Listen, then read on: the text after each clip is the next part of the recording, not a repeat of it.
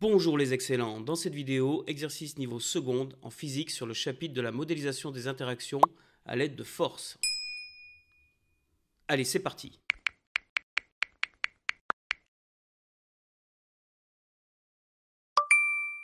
Callisto, satellite de Jupiter. Sur les 79 satellites naturels de Jupiter, 4 sont observables avec une simple lunette. Callisto en fait partie, et c'est la lune la plus éloignée des 4. Donc ensuite on a les données, masse de Callisto, rayon de Callisto et distance moyenne entre le centre de Jupiter et le centre de Callisto, DJC. Petit a, en utilisant les données de l'exercice et des rabats du manuel, exprimer puis calculer la norme des forces d'interaction gravitationnelles entre Callisto et Jupiter. Alors, qu'est-ce qu'on trouve dans ce fameux rabat? Eh bien, je vous l'ai mis juste après. On trouve ça, c'est-à-dire un tableau avec certaines données sur le système solaire, sur le Soleil et les planètes et certains satellites. Donc en particulier, il y a une ligne qui concerne Jupiter où on a sa masse et puis son rayon, la valeur de la gravitation à sa surface, etc. Bon, d'autres données qui ne seront pas forcément utiles ici. Et également, dans les rabats, il y a la valeur de la constante de gravitation. Alors, qu'est-ce qu'on nous a demandé? On nous a demandé d'exprimer et calculer la norme des forces d'interaction gravitationnelle entre Callisto et Jupiter. Donc, vous le savez, c'est du cours. Quand on a deux corps A et B, eh bien, qui sont massiques, ils exercent l'un sur l'autre des forces de gravitation. Et la force de gravitation est toujours attractive. Donc il y a ici la force que le corps B exerce sur le corps A, et réciproquement, il y a ici une force que le corps A exerce sur le corps B. Donc ce sont des forces d'interaction gravitationnelle, et elles ont la même norme. Donc ici, l'énoncé nous a demandé de calculer la norme des forces d'interaction gravitationnelles entre Callisto et Jupiter. Donc ce qu'on va pouvoir écrire, c'est que déjà la norme de la force qu'exerce Callisto sur Jupiter est égale à la norme de la force qu'exerce Jupiter sur Callisto. Dans un premier temps, on va donner l'expression littérale. Donc l'expression littérale, pour revenir ici à l'exemple avec les corps A et B, par exemple la force que A exerce sur B, qui est égale en fait à la norme que B de la force gravitationnelle que B exerce sur A, et qui est égale donc à la constante de gravitation, grand G, dont on a la valeur dans les rabats, fois la masse du corps A, fois la masse du corps B, le tout divisé par la distance AB au carré. Donc ici, on applique la formule, il s'agit de Jupiter et de Callisto. La masse de Callisto, on nous l'a donnée, elle s'appelle MC. La masse de Jupiter, elle est dans les rabats et on va l'appeler MJ. Voici sa valeur, ne pas oublier le multiplicatif ici. Et ensuite, on a besoin de la distance entre les deux centres et elle est donnée ici, DJC. Donc la norme qu'on nous a demandé, c'est grand G fois la masse de Callisto fois la masse de Jupiter sur la distance Jupiter-Callisto au carré. Voici l'expression qu'on nous a demandé d'exprimer, puis de calculer.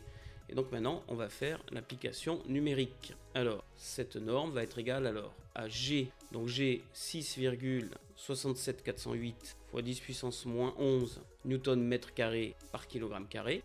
Bon, ici c'est arrondi à 6,67, c'est la valeur qu'on prend en général. Mais disons, ça n'empêche pas de mettre le plus de chiffres significatifs. Les chiffres significatifs au final seront gouvernés par ceux qui sont dans les masses et dans la distance. Fois, alors la masse de Callisto, on nous a donné 1,08 fois 10 puissance 23 kg. La masse de Jupiter, 1,90 fois 10 puissance 3 fois 10 puissance 24. Donc 10 puissance 3 fois 10 puissance 24, ça nous donne 10 puissance 27. Donc c'est 1,90 fois 10 puissance 27 kg. Et donc le tout divisé par distance Jupiter-Callisto au carré. Et donc on nous a donné ici 1,9 fois 10 puissance 6 km. Mais on doit le convertir dans le système international, c'est-à-dire en mètres. Donc on rajoute fois 10 puissance 3. Et tout ça, c'est au carré. Et à l'aide de la calculatrice, on trouve 3,8 fois 10 puissance 21 newton. Donc on garde deux chiffres significatifs seulement. Pourquoi? Parce que la distance ici, Jupiter-Callisto, était donnée avec deux chiffres significatifs. 1,9 fois 10 puissance 6 km. Donc 1,9 fois 10 puissance 9 mètres. On peut au passage vérifier les unités. Donc je vais écrire les unités dans une autre couleur. Donc le G c'est newton mètre carré kilogramme moins 2. Donc des newtons mètre carré kilogramme moins 2. Ici les masses sont en kilogrammes et ici la distance est en mètres et cette distance elle est au carré, donc après avoir mis au carré on obtient des mètres carrés. Donc ici au numérateur on a des mètres carrés et au dénominateur des mètres carrés, donc ça va se simplifier. Ici on a kilogramme moins 2 fois kilogramme, ça simplifie également et il nous reste bien des newtons. Donc c'est toujours important de vérifier l'homogénéité de vos formules pour être sûr de ne pas faire d'erreur. Voilà, on va pouvoir passer à la question B. Question B, préciser les caractéristiques de ces forces, puis représenter ces forces sur un schéma en précisant l'échelle utilisée. Donc les caractéristiques de ces forces, c'est-à-dire quand on vous demande les caractéristiques, en fait ce qu'on vous demande c'est le point d'application. Ce qu'on vous demande aussi c'est la direction, le sens, et puis finalement la norme du vecteur qui dans le cas des forces en fait c'est l'intensité de la force. Donc on va commencer par la première, la force que Jupiter exerce sur Callisto, et à chaque fois donc pour chacune des forces on va préciser le point d'application, la direction, le sens et son intensité. Alors la force que Jupiter exerce sur Callisto, le point d'application c'est le centre de gravité de Callisto puisqu'elle est exercée sur Callisto. La direction c'est suivant la droite JC, donc la droite qui relie les centres de gravité de Jupiter et de Callisto. Le sens, donc c'est la force que Jupiter exerce sur Callisto, et c'est toujours une force attractive, comme on l'a dit tout à l'heure. Donc le sens c'est de Callisto vers Jupiter, et son intensité, c'est ce qu'on vient de calculer à la question A, 3,8 fois 10 puissance 21 newton. Voilà, on va maintenant faire la même chose pour la deuxième force, la force que Callisto exerce sur Jupiter. Alors le point d'application, cette fois-ci, ça va être le centre de gravité de Jupiter, puisque c'est la force exercée sur Jupiter, centre de gravité de Jupiter. La direction, eh bien, comme on l'a vu dans le dessin précédent, dans le petit rappel de cours, c'est la même direction, donc c'est suivant la droite JC. Le sens par contre, ça va être le sens opposé, puisque c'est toujours attractif. Jupiter lui aussi est attiré vers Callisto, donc le sens c'est de Jupiter vers Callisto. Et enfin, sa norme, comme on l'a expliqué à la question A, c'est la même que la force qu'exerce Jupiter sur Callisto, donc c'est 3,8 fois 10 puissance 21 newton. Donc là on a précisé toutes les caractéristiques de ces deux forces, et puis les représenter sur un schéma. Alors le schéma, ça va être typiquement le même que celui-ci. Alors évidemment, là on est sur une vidéo sur un tableau virtuel, donc parler d'échelle c'est un peu artificiel, mais disons sur une copie, il faudra préciser votre échelle. Donc là vous tracez bien la droite Jupiter-Callisto avec une règle, pas comme ça à main levée bien sûr. On a la première force, ou plutôt celle qu'on a fait en deuxième, la force que Callisto exerce sur Jupiter. Et vous dessinez la seconde en faisant bien attention d'avoir la même norme. Et donc ça c'est la force que Jupiter exerce sur Callisto. Et donc sur une copie vous précisez également l'échelle.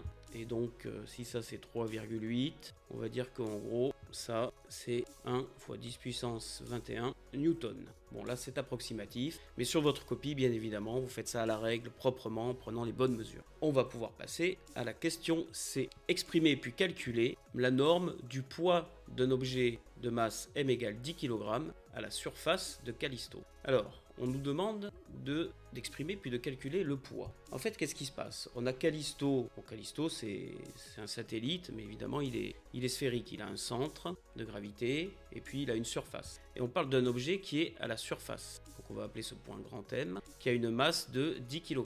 Bon, cet objet, il est là. Et en fait, ce qu'on appelle le poids à la surface d'un astre, eh bien, c'est exactement l'interaction gravitationnelle, en fait. C'est la même chose. Sauf que quand on est dans l'espace, on appelle ça l'interaction gravitationnelle. Mais quand on est à la surface d'un astre, l'interaction gravitationnelle qu'exerce l'astre en question sur l'objet considéré, eh bien, on appelle ça le poids. Mais au final, c'est exactement la même force. Et donc, en fait, le poids de notre objet M, c'est tout simplement la force gravitationnelle que Callisto exerce sur M. Donc, la norme du poids, c'est granger la constante de gravitation fois la masse de l'objet M fois la masse de Callisto, le tout divisé par la distance entre M et le centre de Callisto au carré. Oui, mais alors c'est quoi cette distance? Eh bien, puisque Callisto c'est un astre sphérique, en fait cette distance entre l'objet M et le centre de Callisto, c'est tout simplement le rayon de Callisto, qui dans l'énoncé était noté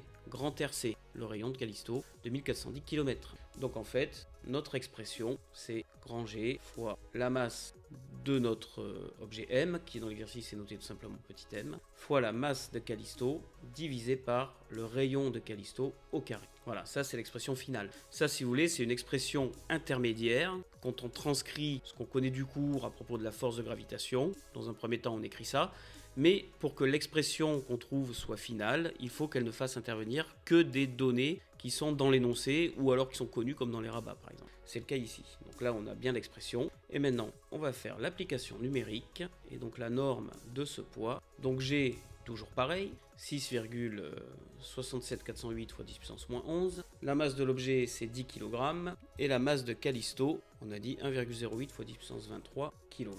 Le tout divisé par le rayon de Callisto, 2410 km, au carré bien sûr. Donc 2410 km, donc on convertit en mètres, on fait 10 puissance 3 au carré. Je me rends compte d'une petite erreur ici, voilà qui est corrigée. On prend sa calculatrice et on trouve 12,4 newtons.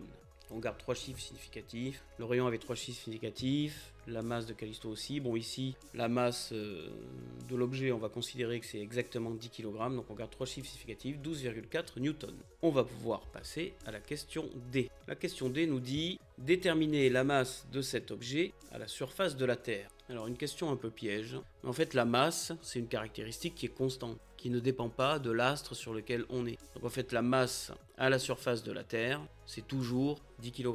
Donc la masse d'un objet est constante, donc à la surface de la Terre, la masse de cet objet est toujours m égale 10 kg. Et enfin on va pouvoir passer à la question E, la dernière question de cet exercice. Calculer la norme du poids de cet objet à la surface de la Terre. Alors à la surface de la Terre, le poids se calcule par la formule m fois petit g. Et donc la norme du poids à la surface de la Terre, c'est tout simplement m fois g. G étant l'intensité de la pesanteur à la surface de la Terre et qui a pour valeur, celle-là vous devez la connaître comme un marqueur, donc 10 kg pour la masse et à la surface de la Terre c'est 9,81 newtons par kilogramme. Et l'application numérique nous donne 98,1 newtons. L'exercice s'arrête là, mais il aurait pu demander de comparer ça à ce qui se passe sur Callisto. On voit que le poids de cet objet, de ce même objet sur la Terre est de 98 newtons, alors que sur Callisto, il est de 12 newtons.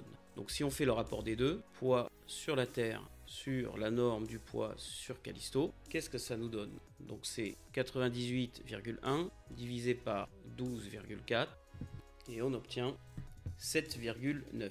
Donc le poids d'un objet est 7,9 fois plus intense, on parle de l'intensité d'une force, n'est-ce pas, sur Terre que sur Callisto. Voilà, ceci termine la question et l'exercice.